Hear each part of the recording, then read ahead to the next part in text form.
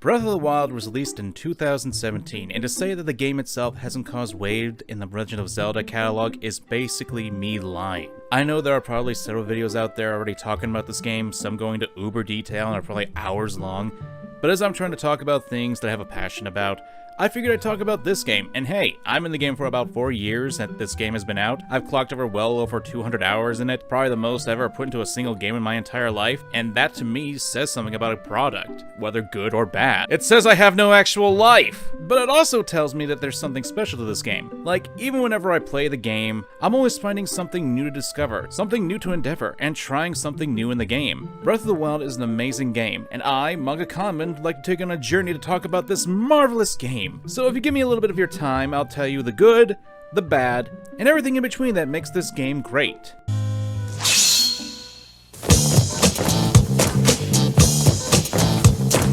The Legend of Zelda is a pretty well-loved franchise, even among Nintendo fans. I can't say that I've always been the biggest fan of the games, but I know that I enjoyed quite a lot of them. Most of the time, Zelda fans are often begin their journey with the original NES title or the SNES title, or dare I say, the N64 age? Cheese for everyone! But for me, my humble introduction to the series was Link's Awakening on the Game Boy. Growing up where I lived with my family on a budget, we couldn't afford a Super Nintendo and a Sega Genesis. Yeah, I was a Sega kid. Feel free to point and laugh. Still, I came to love the game on my Game Boy Color, eventually branching out into the Oracle games and learning that the games themselves could connect with each other so you could get extra content and even get the true ending for the story. It was amazing and something that not many games nowadays do, and that's kind of a sad thing that I miss about having physical releases. Then, one December night, with the snow falling down, I was at my grandparents' place waiting for my parents to pick me up. They had promised me that we'd stop by the local video rental place. And yes, you're more than allowed to guess how old I am. How old did you say you were, Fossil? As the night slowly turned to midnight, I got mad. There was no way that my folks were going to be able to get there, and I had missed my chance to rent the latest incarnation of the Zelda franchise, Ocarina of Time. I was mad when they got me into the car. I was a brat, okay? But I noticed something that was on the seat next to me. It was a Walmart bag. And my folks had the biggest smiles on their faces as I looked into it. And what should I see? But the bronze and golden cover of Ocarina of Time. I was flabbergasted, and that memory stuck with me this entire time. I couldn't wait to play the game when I got home. Although, funnily enough, when I reached Goma, the boss freaked me out so fiercely that I had to drop the game for about a week and a half. Little Kid Colin was so freaked out by that giant spider-like monster. But ever since then, I've come to follow the franchise. Not super closely, but whenever a new title dropped, I made sure to give it a swing. Ironically though, the only one I haven't actually played with was Skyward Sword, mainly because I wasn't able to get myself the right kind of controller to play it. Damn you, Motion Plus!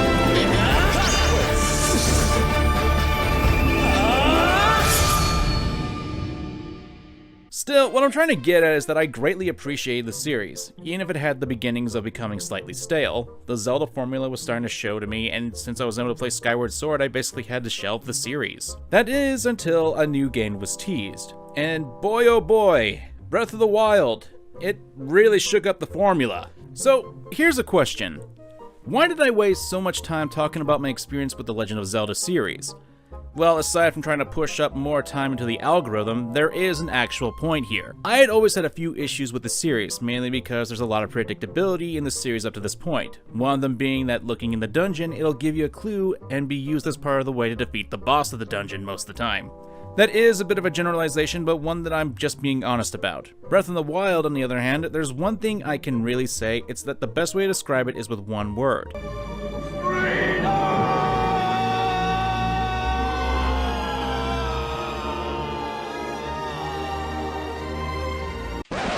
Well, for the most part.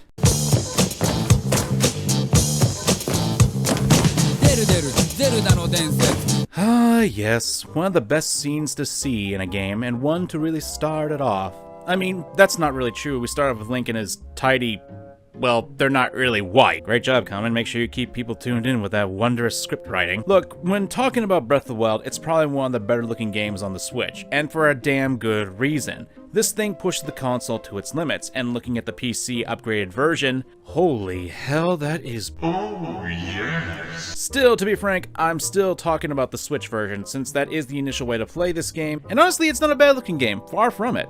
As well as there being a lot of tiny details such as the grass moving in the wind. Now, I'm not someone who thinks that graphics can hold back a game, but if graphics are pretty much the only thing I can say positive about your game, then that's a bad thing.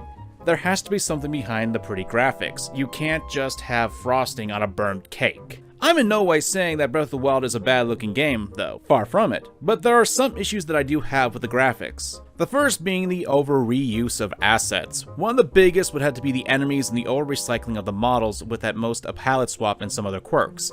You mostly see this in the Bokoblins, the Moblins, the Lizalfos, the Wizrobes, the Choo-Choos, and the Octoroks. Although there are the bigger creatures like the Hinox, the Lynels, and the Talus that also have palette swaps as well. That isn't to say that the enemies all fight the same, there are notable differences, and not just with damage outputs. Talus, depending on where you fight them, can have an elemental aspect to them, either magma or ice, which add a slightly more bigger depth when fighting them. Slightly though. In addition, with the enemies that can wield weapons, how they fight will be slightly different. A Lynel with a club isn't going to attack you the same way a Lynel with a spear would.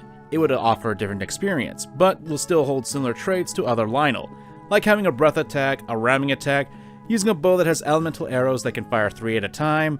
That being said, considering that the beastry of the game is 71, not including the overworld bosses, which is a drastically small when you can realize that the number of those assets are reused or are color swaps, I do feel that there is something that should be brought up as a criticism against the game. Legend of Zelda has a number of magnificent creatures that have appeared throughout the series that would be excellent to have in the game. That isn't to say that there haven't been redundant enemies in the game, but Bokoblins make a fine grunt, and having something like, say, the Borblins in the game would make it redundant. Enemies like the Deku Scrubs, Poes, and Gibdos would have been much more interesting to see in this new world, and with some areas in Hyrule, I feel they would have filled up some of the more empty areas. What I mean by this is there are locations that seem interesting enough, but lack anything that makes them stand out. For example, there are plenty of ruined buildings in what appears to be towns, and you'll see some enemies wandering about, but otherwise they're pretty uninteresting. Maybe you'll find a weapon here, but who knows. Imagine if there were more ghostly-like creatures or mummified bodies of previous inhabitants of the town, or if it was a forested area, there would be Deku Scrubs who attacked you. This is really a small complaint though. The beastry in my opinion is small in regards to the world, but I can't really fault the game for that.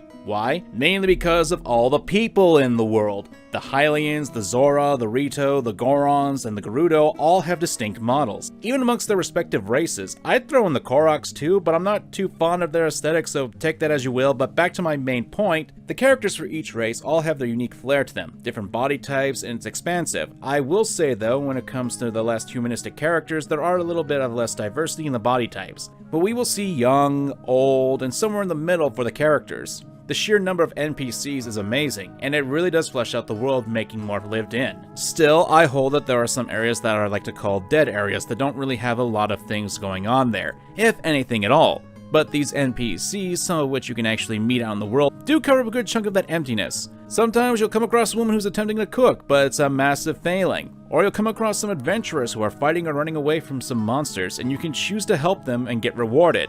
There's also the local wildlife. You'll hear birds chirping, see foxes roaming about, deer through the forest, or even come across a bear that you can mount and sometimes light that bear on fire, baby! Take drugs, kill a bear. Although, one weird thing, and maybe, just maybe in all this I've missed it, but are there actually owls in the game? I've played this game so much, but I keep hearing owls at night, but I haven't seen an owl. It's kinda weird. I don't think I've seen it! Stop taunting me with these hoots! Aside from my insanity taking place, I will say there are quite a variety of locations to visit in Hyrule.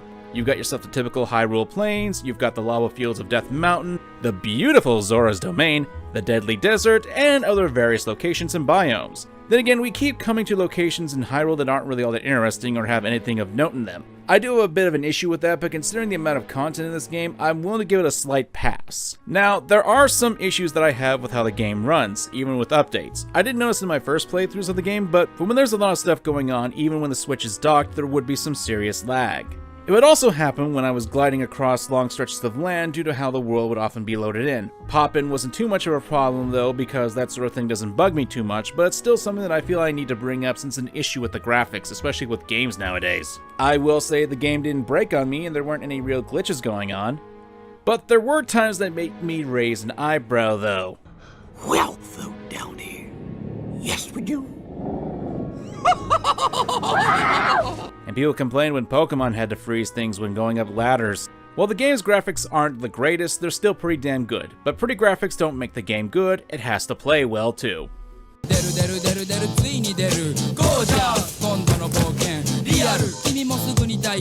The other part is how the game plays, and frankly, while the controls are good, they don't have as much freedom as I'd like. Before I get into my gripes, it's better to establish the basic mechanics. One of the most prominent is the stamina system. This involves running and climbing, both of which involve using your limited supply of stamina. Stamina can also be used for your various charge attacks, your focused sense when attacking in midair with your bow, how long you can glide and swim, and etc, etc. The stamina system is a mechanic that originally conceived in Legend of Zelda Skyward Sword, and to say people weren't too keen with the system back then... Oh, it would be more useful if I didn't have a stamina gauge. Yes. That's a point of contention, right? People didn't like that? First point of contention for me, at least here. See, this is fun. Yeah, this is cool.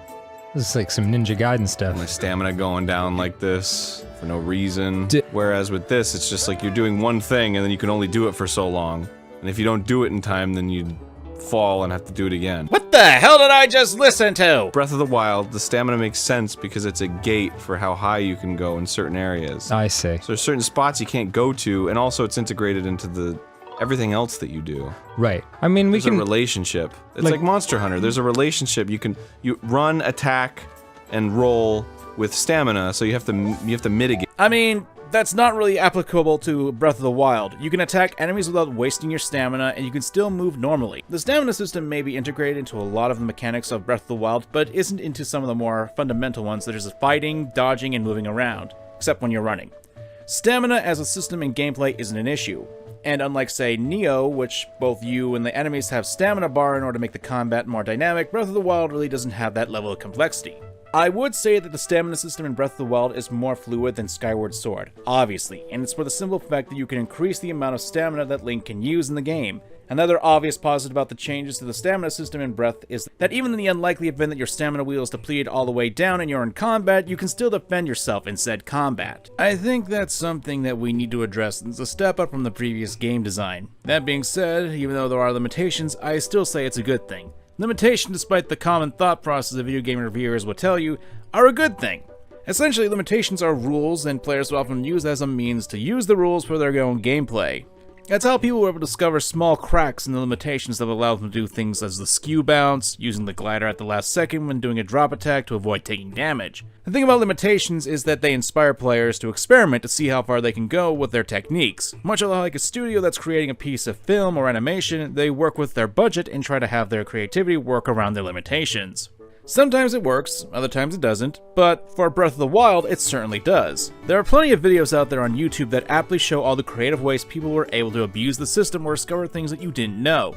For example, I'm legit curious about the number of people watching this video who didn't know that you could reflect back the attacks of Octoroks with a Zora Armor spin attack, albeit you need to have really good timing with it. Funnily enough, I'd argue that the fact that there are limitations put onto the player is what would inspire players to branch out more and find more freedoms with the game. Working with your limitations can lead to some really creative solutions to problems. You need only look at speedruns to see some of the crazy techniques people pull in order to travel Hyrule Field. I will say that climbing is extremely tedious even with the upgraded climber outfit. I always found that climbing to be the most tedious of mechanics in the game, especially with the rain aspect. What I also don't care for is the climbing aspect of Breath of the Wild is super boring too. Aside from the enemies that shoot projectiles at you, there isn't a lot of thought put into the mechanic. Although granted, there are people who found ways around that as well, but I still feel that climbing should have been much deeper. One such idea would be include variation of the claw shot, obviously with a limited range. I think it's rather boring that the only thing you can do is climb up in various directions or jump up. This also relates to my issues with the lack of diverse enemies. Stuff like the Skulltulas from the previous games would be a fun idea to include in the wall content, attacking with weapons like one-headed swords to attack the Skulltulas or make it so that you're able to use the aforementioned claw shots. I'm sure there's an unpopular opinion, but I'm just looking for a way to expand upon the gameplay. I mean, think about it. It's a fun idea to be climbing up a cliff, then you see enemies standing near the edge, and imagine that you could pull them off a cliff or do a sneak attack with your equipped weapon to do a quick attack in. Basically have Link go Agent 47.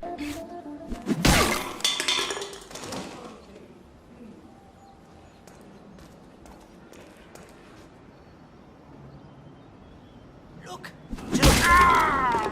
I mean, there is a stealth element in the game in an outfit that helps you with the stealth mechanics, so why not capitalize on that? I say this because I also found stealth to be undercooked. Yes, I used the stealth in order to catch small animals like lizards or butterflies, but when it came to things like invading enemy camps, I did not. Especially when most of the time I would just glide in, drop bombs, and basically go boom boom, baby. The only exception being the Yiga clan hideout, where you use bananas to distract the large members of the Yiga clan. But that can easily be covered up by using the upgrade stasis, basically allowing you to freeze the guards and they can't do anything to stop you, or using ancient arrows to basically eradicate the guards without them even knowing that you were doing. While I do appreciate the high level of freedom here, it ruins the ability to even be stealthy in this regard. Yes, there are multiple ways of taking on this task, but it renders the stealth element of the game to be rendered useless. It's a double-edged sword, that while the freedom to choose how to go about things is marvelous, it also hinders certain mechanics that honestly are kind of puzzling to put in that regard. I mean, it's not like you can go open the skull chest without killing the enemies at enemy camps, you can't sneak by all of them and avoid the fight, you gotta kill them to get the treasure. And while stealth kills are a thing, I'll still maintain it's a mechanic that is woefully undercooked. Combat is a different beast though, especially with the variety of weapons that you have at your disposal. Well, I say variety, but aside from the stats, the elemental properties, and various boosts, the weapons that Link can wield can be classified into 3 archetypes: one-handed weapons, two-handed weapons, and spears. Of course, you can break these down to specific types of weapons into more specialized branches, although to be honest, that only really applies to the one-handed weapons. Stuff like the wands, boomerangs, and the Korok leaves have different playstyles and abilities that you can use. And with one exception with the giant boomerang, the other 2 weapons don't expand upon this idea very much. One-handed weapons offer quick combat at a close range, typically, and they are the most numerous. They also allow Link to be more defensive with the use of his shields. Two-handed weapons are large and bulky. As such, while they have more power to them, they are also slower and will take more time to get more recovery with them. Pole arms, on the other hand, are weaker but offer more range for attacks. Although, and this is a personal gripe, when I get a halberd or a spear that has an axe head, I would have appreciated if I didn't just have to have a jab attack and maybe a sweeping attack as well. There's a reason why these blades are there, hell, the Lionels use them. I do wish we had more weapon types, something akin to perhaps maybe a flail that could have worked with both a single and two-handed weapons, and it's not like Link hasn't had a weapon like that before, but enough of my whataboutisms and what I wanted in the game. The actual combat can be deep. I've shown that people are capable of finding exploits in the limitations, but that doesn't stop the original swordplay to be rather lackluster. I'm not asking for motion controls, but going back to the previous entries, more specifically Twilight Princess, there was a big focus on swordplay techniques. Perhaps this is my bias speaking, because Twilight Princess happens to be one of my favorite Legend of Zelda games, but considering rather limited attacking animations in Breath of the Wild, I feel something akin to the Helm Splitter should have been implemented into the system we have now. I mean, we do have the ability to use our shield to parry attacks. You stun an enemy and then perform the attack. You're doing it again. Oh, right.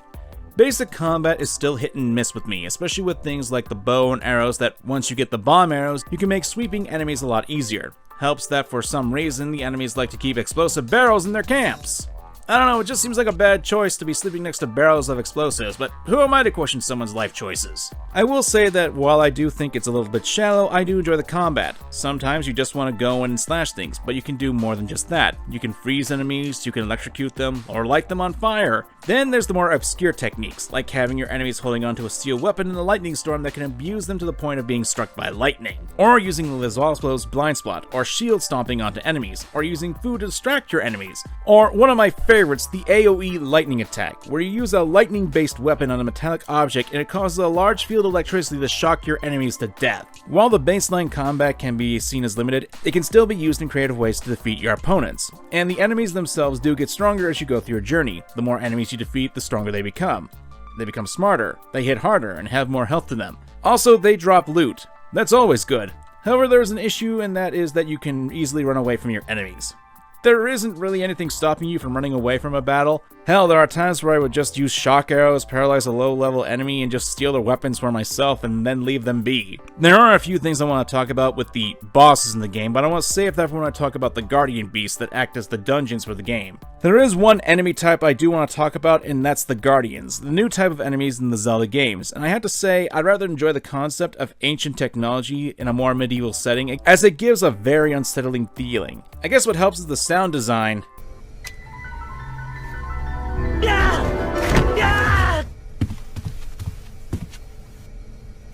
I'm not gonna lie, I had the exact same reaction after my first encounter with the ruined guardians. And then I learned they could walk. Holy shit! The best and fastest way of dealing with the guardians is with the shield parry, and while it's not too much of a problem to deal with, I'd be lying if it wasn't the skill that you need to get the timing of. I have many shields that broke from those attempts. Other boss field enemies, while entertaining, seem to have a bit of an issue when it comes to fighting them, namely the hit me here mark. The Hinoxes all have weaknesses in their eyes, and while they do have the ability to cover up their weakness with their hand, and you can still damage them regularly without attacking their eye at all, and some variations also have guards in their legs, which also can be used as a means to hit me here should you use a fire or electric arrow on them respectively, which can deal with the monsters. I still find the hit me here mentality to be quite a bit, on the nose. Talus are also in this vein, the only difference is they can't guard the huge rock on them that knocks them out. Moldulga is a different beast, as there are only two known ways to knock it out of the sand, using Daruk's shield or using a bomb to blow the Moldulga out of the sand. Once you get the idea of how to take these creatures down, they kinda lose their intimidation factor. You can kinda get some good things from these monsters like jewels, rare monster parts, treasure, and of course some weapons. I suppose I should talk about breakable weapons, one of the most contentious points of the entire game. Firstly, it's no wonder Hyrule has a constant Ganon problem because they apparently make their swords out of cardboard and spider webs. I'm supposed to believe soldiers and knights fight with these things, am I? Let me tell you, people chat about how immersive Breath of the Wild is, but few things are as good at snapping me out of the believability of a world than a thick length of fire-forged metal that shatters like glass after it's hit a big lizard in the face a couple of times. This essentially forces me to rethink how to approach battles. Combined with the fact that I take damage easily and have to manually recover my own hearts, it encourages me to find other ways to kill baddies. I'm led naturally through simple necessity into exploring the game's other mechanics. If battling were just as hard, but I had a sword that didn't break, or if they all took a lot longer to break, I would have just gotten better at fighting and left it at that. I'm Link, I'm a swordsman. Got a problem? Kill it with a sword, that's what Link does. Oh, shut up. I never really got the complaints myself, especially if you consider that neither of these two, Jim or Arlo, bring up the fact that the weapons respawn. There's a fast travel point where you can stock up on Royal Claymores, probably one of the strongest weapons in the entire game, and it respawns every time you fast travel. Yes, it sucks that a weapon breaks in the wild, but the game is constantly giving you so many weapons that I never found to be a problem with the exception in the early game. Hell, my issue was that I kept coming across greater weapons that I couldn't decide which ones I wanted to keep. And I'm someone who loves to hunt Lynels.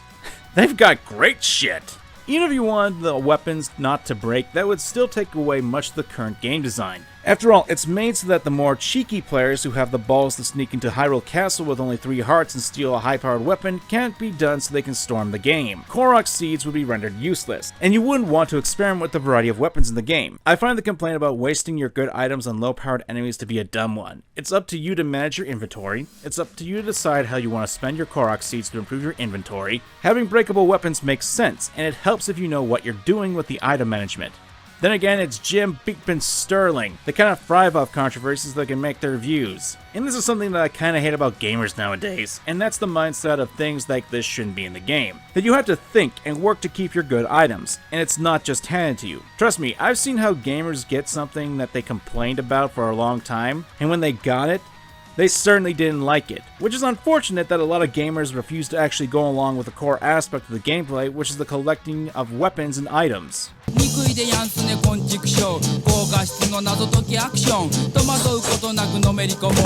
I think one of the most fascinating aspects of Breath of the Wild would be the collectathon that the game is. It's the same idea as it is with Monster Hunter, where people would often farm enemies just so they can collect the drops of the enemies have, only not as deep or complex.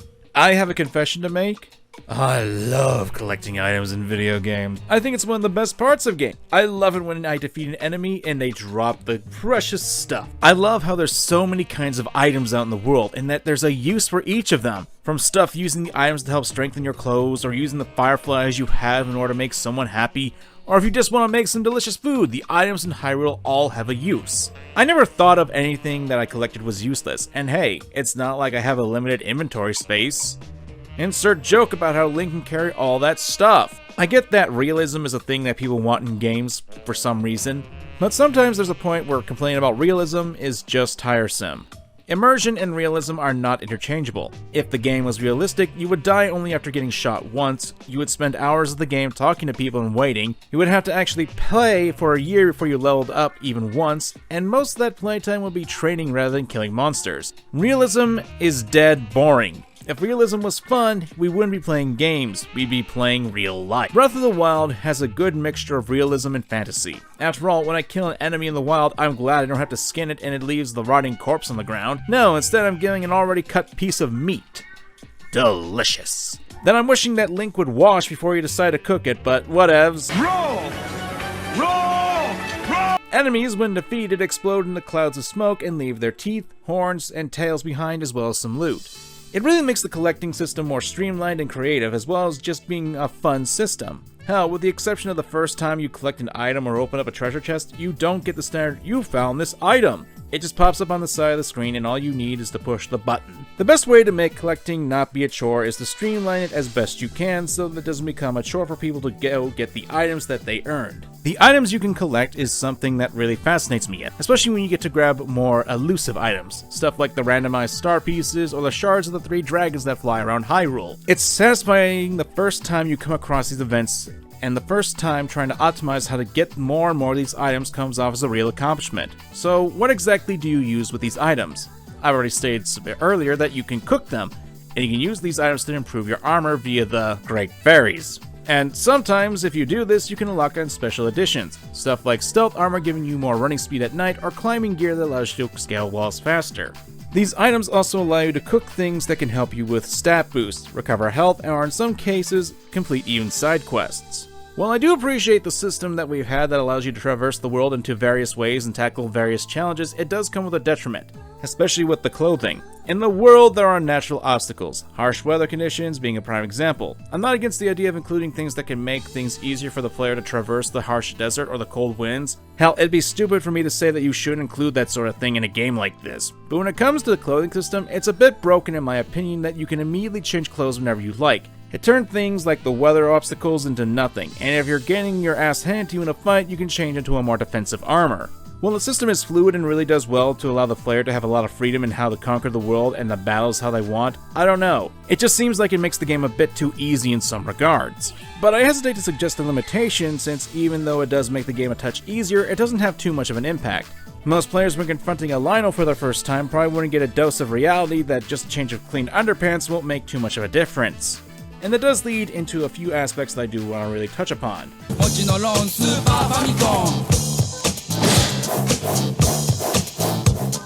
One of my favorite aspects of Legend of Zelda would have to be the bosses of the previous games. Each of them really stood out from each other, even in the weaker entries. At the very least, the fights were inventive and creative. The only complaint I would have with the bosses is that they would be a bit too formulaic. Normally in Legend of Zelda, you'd have to beat the bosses with the item that you got in their respective dungeons.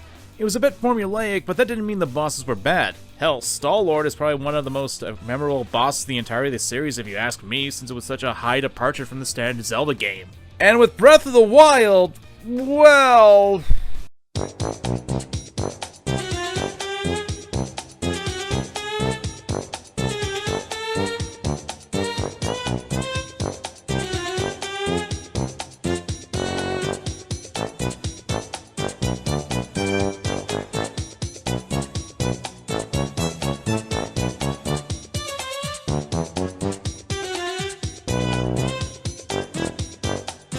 Yeah, I got an issue with the bosses of Breath of the Wild, at least the main ones. I don't want to talk about the field bosses, especially since I've already talked about the regular enemies in the game, and how the field bosses have their own unique quirks. Honestly, I found the main bosses of the game to be rather lackluster in my opinion, and not just in gameplay, but also in design-wise. The whole idea of the Blights and the Divine Beasts is a corruption of the ancient technology that Ganon has infected, and while the design aesthetic is interesting, to have it all be for the main bosses kind of lessens the impact. I think that the bosses in the game are the weakest aspect of it, and yes, that's due to the fact that the bosses are very, very formulaic.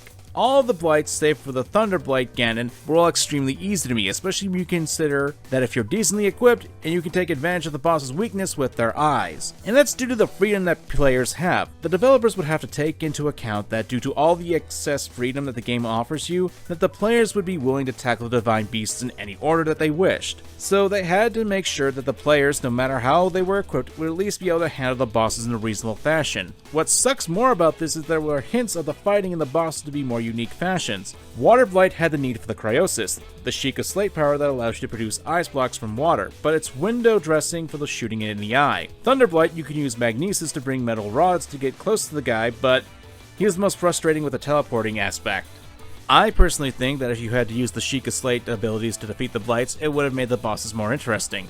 Hell, maybe after defeating the Blights, you could have upgraded the capabilities of the Sheikah Slate. Stuff like creating iron blocks out of lava, upgrading magnesis to pull weapons from enemy hands, or introduce new powers that would have made the boss have more worth behind them. I suppose the champion gifts fall into that category of rewards, but considering that the Divine Beasts are basically branches of the same technology, I feel like something like that would be more appropriate and would broaden the player's abilities in the wild world. There's no real way to traverse lava in the game, unless someone found a way and I just haven't seen it yet. The Divine Beasts are also somewhat puzzling as the game's dungeons. I do enjoy the aspect that you have to go on events in order to enter the dungeons, and while I do enjoy riding on the back of Prince Sidon, the pleasure of these battles is diminished by the puzzles of the Divine Beasts. And in all honesty, I don't see the puzzles to be all that different from the ones in the shrines had. If anything, the only difference is controlling the entire mechanical beast in some fashion, and it applies to all of them. With the exception of the blatant element going on, there's not a lot of differentiation between the dungeons. At least with the previous Zeldas, you could tell what each dungeon was about, even if they could be blatant in their designs. Like, you're in a giant tree for the forest-based dungeon, or you're in a volcano for the fire temple. They were at least distinct enough from each other.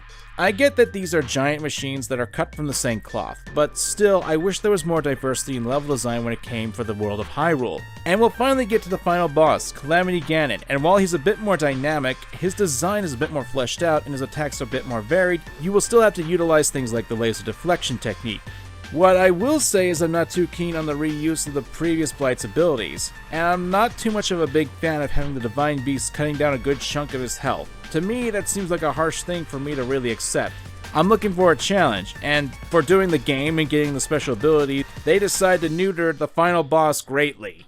I mean, I get the idea, but I feel as if I want to fight Ganon at full power even after completing the rest of the game, I should be given that choice. Oh, and Dark Beast Ganon? Yeah, he's not a boss, he's a set piece. Which, considering things like this, fighting Ganon with a fishing rod to surprise him, I would like an actual final boss that required some effort on my end. There is one more notable boss in the game, and that's Master Koga. No, not that one. He's the ninja boss of the game. No, I didn't say that one. And I have to say, in the base game, he's my favorite boss. He's memorable, he's funny, and he's a bit of a challenge with his extremely different strategies. I'm not counting the DLC boss because I want to just focus on this one. I do wish there were more unique bosses like him in the game though. I feel like there was a missed opportunity here.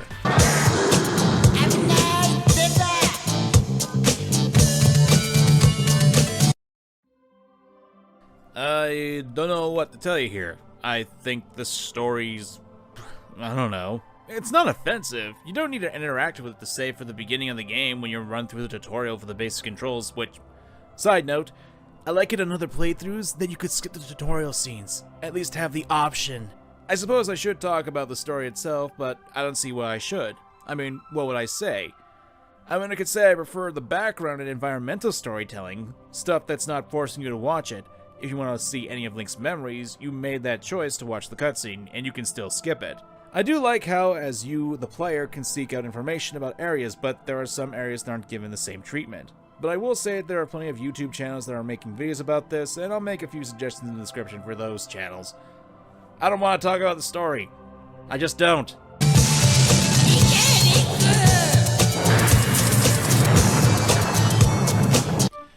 Look, I don't need to say anything else. There's a lot I didn't cover in this video, and I know I'm going to get some comments talking about how I should have talked about this or that, but to me, this is something amazing.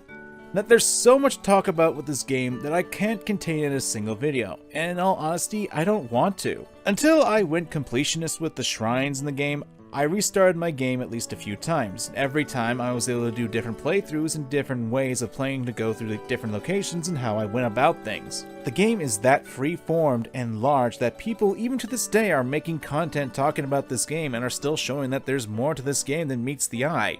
Yeah, there are issues with the game, stuff like how some of the content is locked behind Nintendo's BS DLC practices, stuff like the extra bosses, and the equipment that can help the player, and how you can't customize that DLC armor.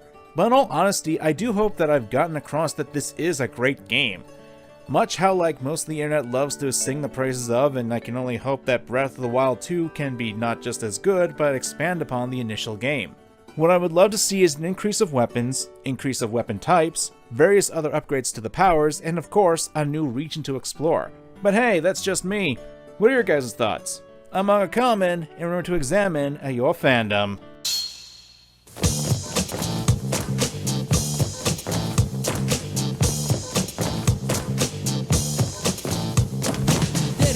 ゼルダの伝説出る出る出る出るついに出るゴージャス今度の冒険リアル君もすぐに体験憎いでやんすね昆虫ショー高画質の謎解きアクション戸惑うことなくのめり込もうもちのロンスー